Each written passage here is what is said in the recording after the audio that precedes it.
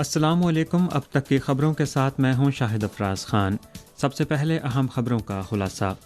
شی جن پنگ کا پہلی belt and road signs and technology exchange conference کے نام تہنیتی پیغام۔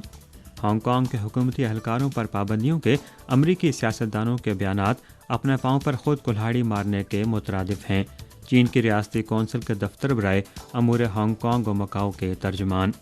عالمی برادری کو غزہ میں بگڑتی ہوئی انسانی صورتحال پر فوری توجہ دینی چاہیے، چینی وزارت خارجہ۔ اور اب خبریں تفصیل کے ساتھ۔ پہلی belt and road signs and technology exchange conference 6 تاریخ کو چین کے شہر چونگچنگ میں منعقد ہوئی۔ چین کے صدر مملکت شی جن پنگ نے کانفرنس کے نام تہنیتی پیغام بھیجا۔ انہوں نے نشاندہی کی کہ سائنس اور ٹیکنالوجی میں تعاون بیلٹ اینڈ روڈ کی مشترکہ تعمیر کا اہم جزو ہے۔ چین پرامن تعاون، کھلے پن، شمولیت، باہمی سیکھنے اور استفادے اور باہمی مفادات پر مبنی سلک روڈ جذبے پر قائم رہتے ہوئے بیلٹ اینڈ روڈ سائنسی و تکنیکی جدت طرازی کے ایکشن پلان پر عمل کرے گا اور سائنسی و تکنیکی جدت طرازی کے عالمی تبادلوں کو آگے بڑھائے گا۔ انہوں نے کہا کہ چین مختلف ممالک کے ساتھ مل کر اختراعات کے امکانات بڑھاتے ہوئے اختراعات کی نئی شراکت داری مضبوط بنائے گا اور مختلف ممالک کے عوام کو مزید فوائد پہنچائے گا تاکہ بیلٹ اینڈ روڈ کی اعلیٰ معیار کی مشترکہ تعمیر کی حمایت کی جائے اور بنی نوع انسان کے ہم نصیب معاشرے کی تشکیل کے عمل کو فروغ دیا جائے۔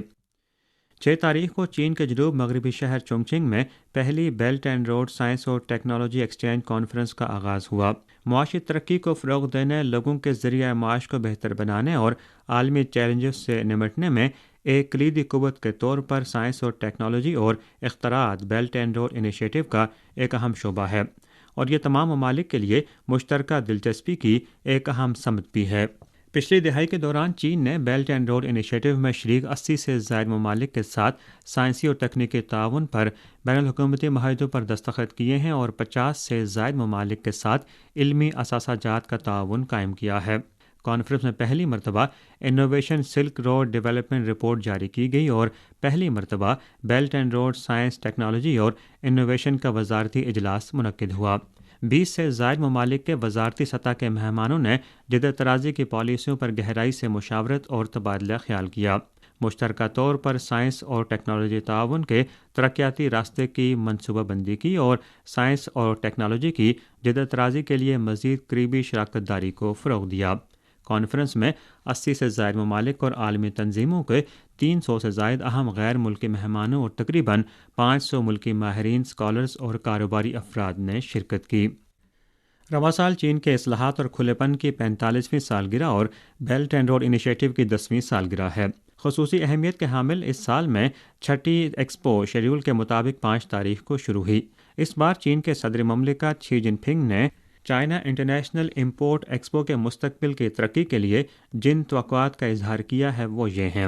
نئی ترقیاتی صورتحال تشکیل دینے کے لیے ونڈو فنکشن کے قیام کو تیز تر کیا جائے، اعلیٰ معیار کے کھلے پن پر مبنی پلیٹ فارم کے کردار کو مکمل بروئے کار لایا جائے اور دنیا کو بہتر بین الاقوامی پبلک گڈز کی خدمات فراہم کی جائیں۔ نئی ترقیاتی صورتحال تشکیل دینے کے لیے ونڈو فنکشن کے قیام کو تیز تر کرنے کا مطلب یہ ہے کہ ایکسپو چین کی بڑی مارکیٹ کی ضروریات کو پورا کرنے کے لیے بہتر کوالٹی اور اقسام کی مصنوعات فراہم کرے گی اور عالمی صنعتی اداروں کے جدت طرازی اور ترقی کے مواقع فراہم کرے گی۔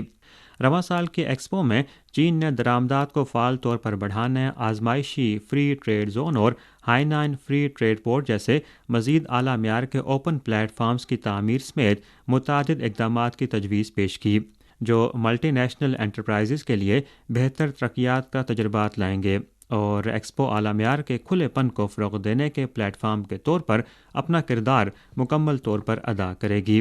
ایکسپو عالمی مفاد میں ہے۔ مستقبل میں ایکسپو دنیا کو بہتر عالمی خدمات فراہم کرے گی، جس کا مطلب ہے حقیقی کثیر الجہتی پر قائم رہنا۔ موجودہ ایکسپو میں چین نے شنگھائی میں سلک روڈ ای کامرس تعاون پائلٹ زون کی تعمیر کا اعلان کیا، جس سے بہت سارے ممالک کے لوگوں میں مزید امید پیدا ہوگی۔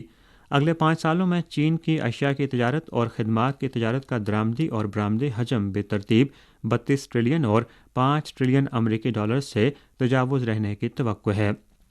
چین کی ریاستی کونسل کے ہانگ کانگ اور مکاؤ امور کے دفتر کے ترجمان نے 5 تاریخ کو ایک بیان جاری کیا جس میں امریکی کانگریس میں کچھ سیاستدانوں کی جانب سے ہانگ کانگ خصوصی انتظامی علاقے کے حکومتی اہلکاروں اور عدالتی عملے پر پابندیاں عائد کرنے کا مطالبہ کرنے کی شدید مذمت کی گئی۔ ترجمان نے کہا کہ چین کے ہانگ کانگ خصوصی انتظامی علاقے میں قانون کی حکمرانی کو عالمی برادری نے ہمیشہ بڑے پیمانے پر سراہا ہے۔ امریکی سیاستدانوں کی جانب سے پابندیاں عائد کرنے کی دھمکیاں قانون کی حکمرانی کے روح سے مکمل طور پر انحراف کرتی ہیں اور قومی سلامتی کے تحفظ کے لیے ہانگ کانگ خصوصی انتظامی علاقے کے حکومتی اہلکاروں اور عدالتی اہلکاروں کے عزم اور ارادے کو متزلزل نہیں کر سکتی۔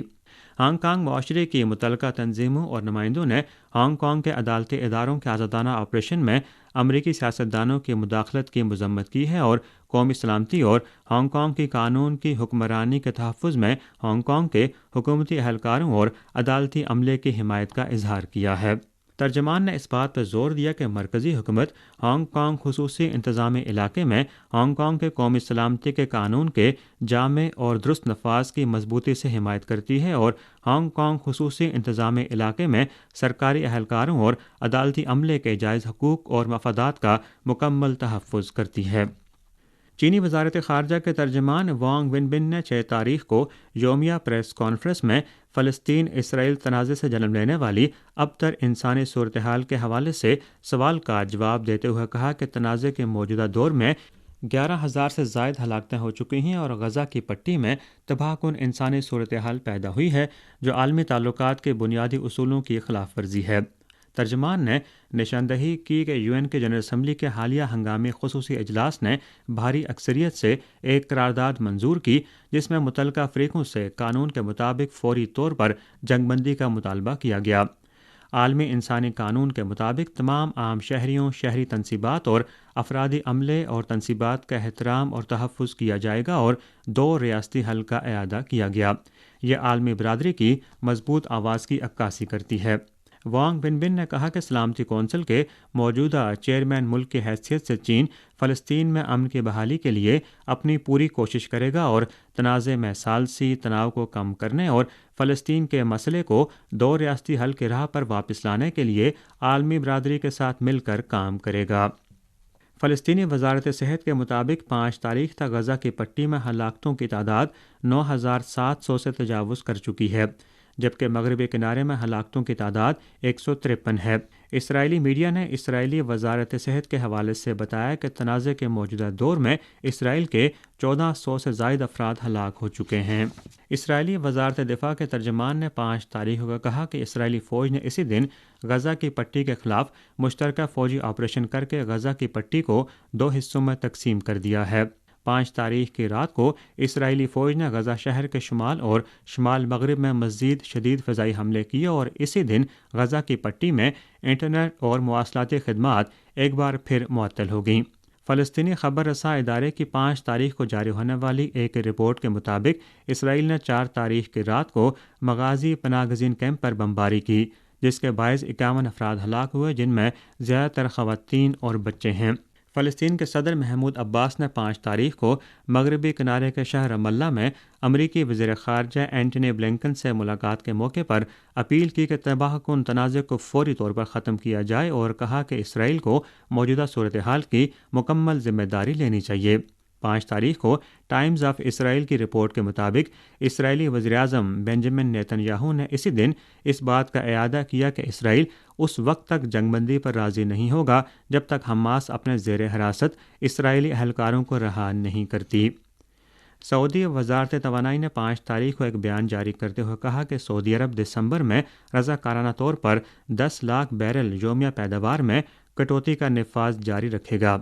اور تیل کی اوسط یومیہ پیداوار تقریباً 9 ملین بیرل رہنے کی توقع ہے۔ بیان میں اس بات پر زور دیا گیا ہے کہ سعودی عرب کی تیل کی پیداوار میں موجودہ رضاکارانہ کٹوتی کا مقصد تیل کی مارکیٹ میں استحکام اور توازن برقرار رکھنے کے لیے اوپیک پلس ممالک کی کوششوں کی حمایت کرنا ہے۔ اسی روز روسی نائب وزیر اعظم الیگزینڈر نوواک نے اعلان کیا کہ مستحکم اور متوازن تیل کی مارکیٹ کو برقرار رکھنے کے لیے روس ستمبر میں شروع ہونے والی تیل اور پیٹرولیم مصنوعات کے برآمدات میں رضاکارانہ طور پر اضافی 3 لاکھ بیرل یومیہ کٹوتی کو اس سال دسمبر کے آخر تک جاری رکھے گا۔ اسی کے ساتھ خبریں ختم ہوئیں۔